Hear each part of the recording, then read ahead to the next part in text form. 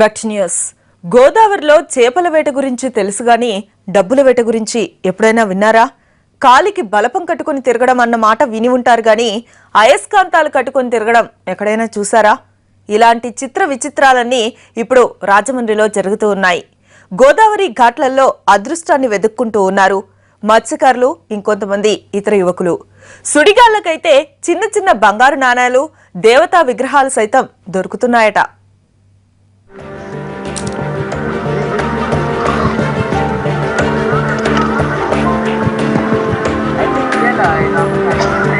ఉభయ గోదావరి జిల్లాల్లో పుష్కర ఘాట్లున్న ప్రతి చోట ఇప్పుడు ఇలాంటి దృశ్యాలే కనిపిస్తున్నాయి.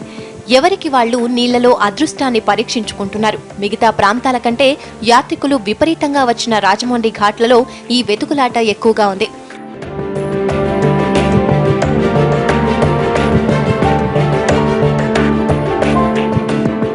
పన్నెండు రోజుల పుష్కర పండుగలో కోట్లాది మంది భక్తులు పుణ్యస్నానాలు చేశారు.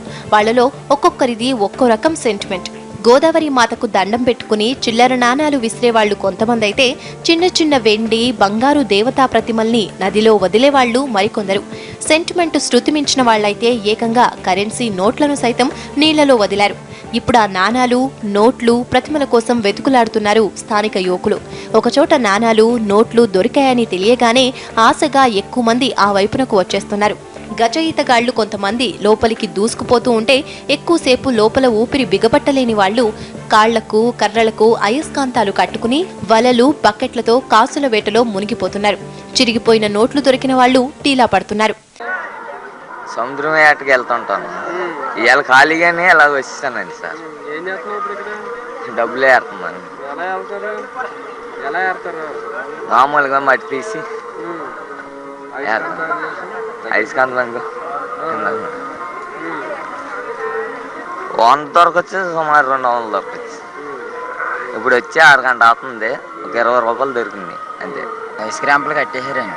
ఐస్క్రాంపులు కట్టేయడం గురించి కూలి పనులు కూడా మొత్తం ఏమీ లేక ఇలాగా చిల్లర డబ్బులు ఐస్క్రాంతంతో నెత్తుతున్నామండి.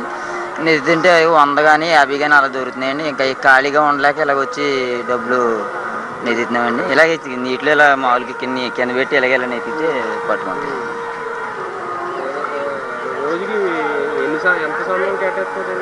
ఎందుకు ఖాళీగా ఉన్నప్పుడు ఎప్పుడైనా 1 గంట అండి.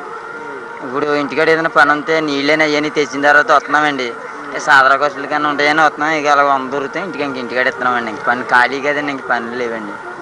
మళ్ళీ ర్యాంపులు తీయాలండి, మళ్ళీ మాకు పని అండి. ఇంక అప్పుడు దాకా ఖాళీ అండి. ఎక్కువ మందికి చిల్లర దొరుకుతున్నా లోతులకు వెళ్లి వెతుకుతున్న ఒకరిద్దరికి విలువైన వస్తువులు కూడా దొరుకుతున్నాయట.